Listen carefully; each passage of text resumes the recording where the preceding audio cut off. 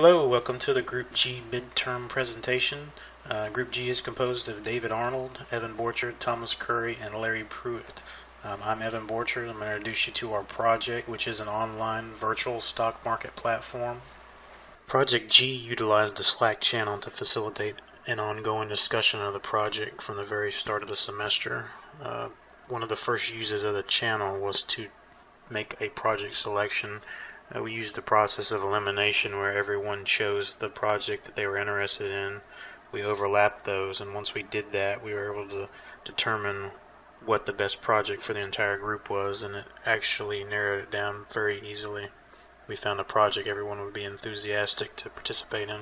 The online virtual stock market project is to design a web-based interface where users can register, buy, and sell shares according to the trends of the current market by incorporating real-time stocks but with virtual money.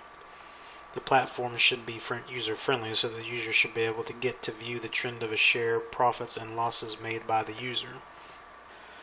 The goal of the project is to simulate actual real-time stock market trading. It gives the user the ability to buy and trade and see if they would actually make a profit or end up with a loss based off of the trades they made compared to the real market.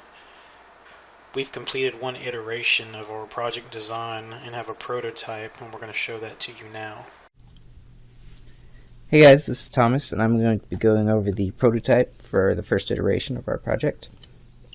And right here we have our login screen for our design. And as you can see, we don't have a logo, but we are working on it. And for users that are already members, they can log in right here and get straight to the home page. And for those who are not, you can register right here. And if you register, you can go straight to tutorial. And the tutorial will kind of give you an idea of how to buy and sell stocks and any other general information to use the program.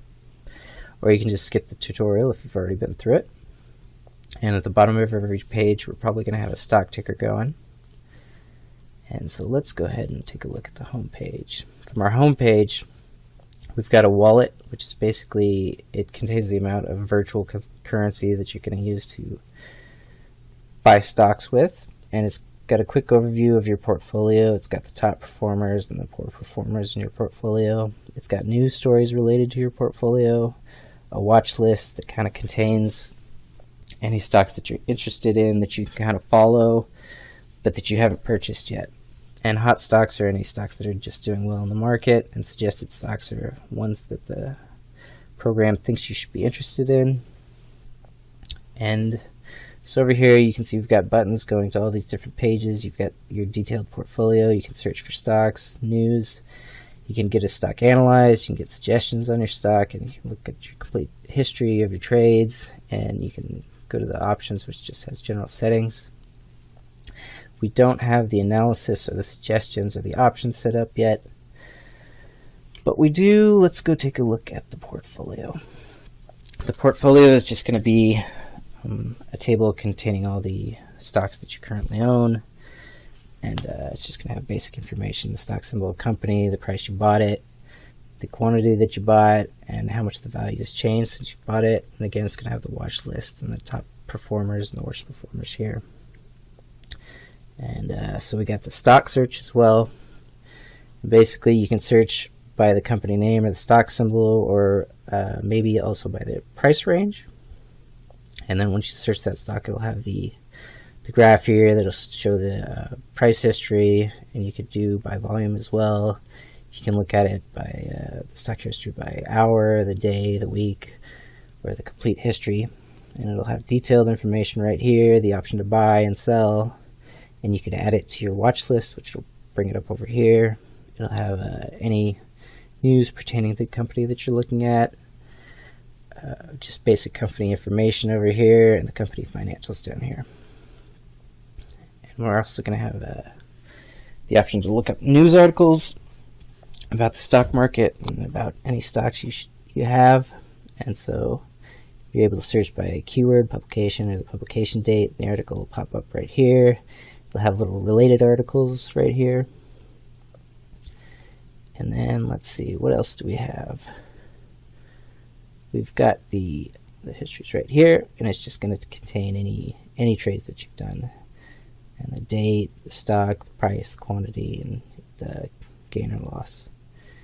And so eventually, if your wallet hits 0, you're going to get this screen, which is basically the "you've gone broke," and it'll give you user statistics on how well you did, how much money you made, and stuff like that. But then it'll send you back to the home page. You can have a full wallet again, but you'll have lost all your stocks.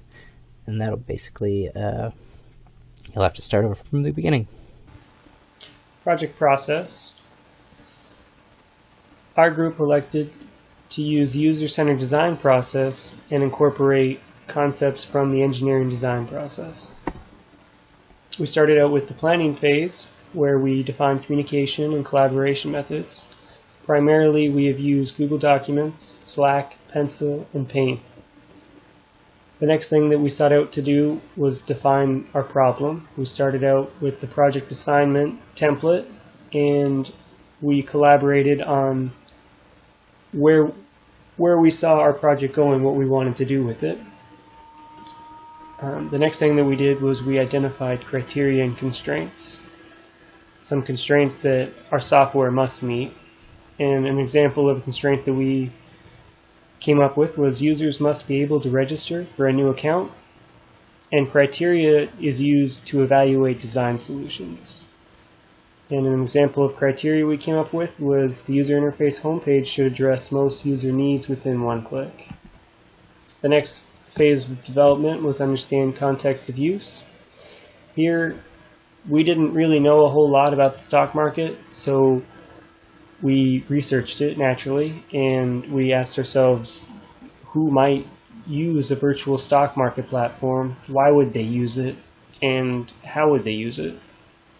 From here, we continued on to define the user and business requirements, and using our research in the previous phase, we were able to come up with some personas to model our potential clients, the users.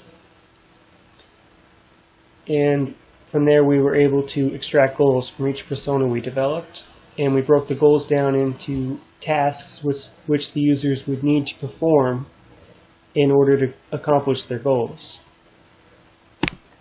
So the next phase of development was produce design solutions. Here we developed flows modeling user interaction, provider interaction, and content flow.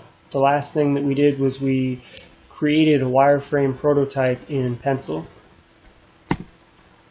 So here is the content flow of once the user logs into the site. They end up at the landing page, which is the home page. They can log in, continue on to the tutorial or interactive demo, or to content. They could go to trial, and from trial to the tutorial to content, check it out, and register. Next is the maintenance flow.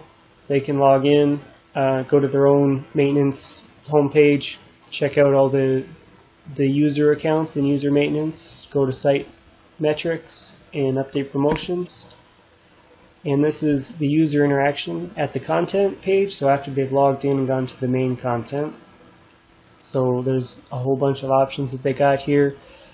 They can register and upgrade, pay us some money to get some extra features. They can change some options, review their statistics, their portfolios. They can make trades, check out trending stocks.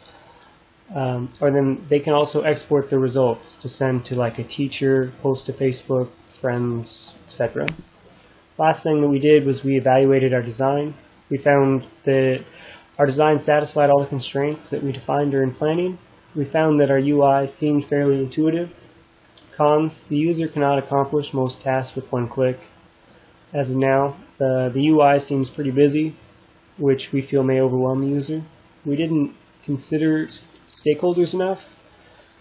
Interaction design was not thoroughly defined, we felt, and we didn't spend enough time defining the tutorial flow. Hello. I would like to take this opportunity and provide an update as to the status of our project. We are slightly ahead of schedule, having finished the first iteration and having completed some sketching on the prototype's user interface.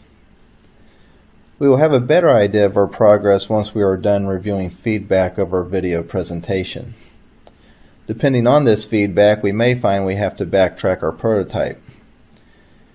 We expect to have the user interface completely sketched out and linked at the end of the second iteration. We should also, at the end of the second iteration, have further developed our user and business requirements.